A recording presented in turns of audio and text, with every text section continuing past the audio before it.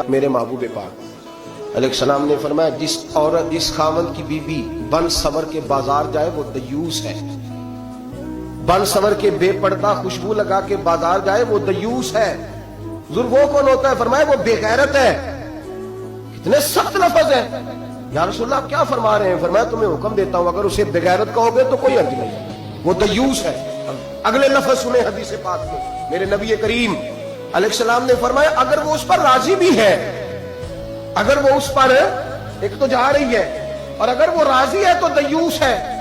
تو نبی پاک نے فرمایا وہ جتنے قدم چلے گی اتنے ہی اپنے خامد کے لیے جہنم میں مکان تیار کرائے گی، اس لیے کہ اس کا خامد راضی ہے کہ تو بن سور اور بے پردہ ہو اور جہاں مرضی جا جہاں سے مرضی آ۔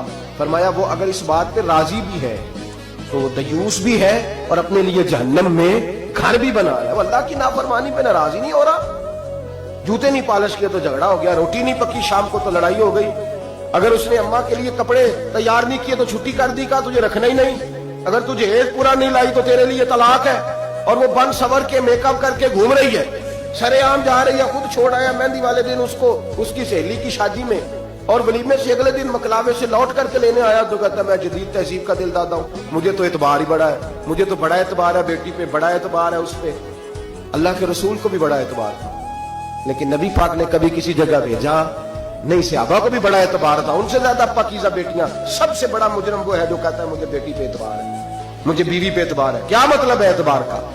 سب سے زیادہ اگر اعتبار ہے تو اللہ کے رسول کو اپنے غلاموں پہ اعتبار ہے۔ جب نبی پاک نے تجھے حفاظت کا حکم دیا تو اعتبار کا کیا مطلب ہوا، کیا معنی ہوا؟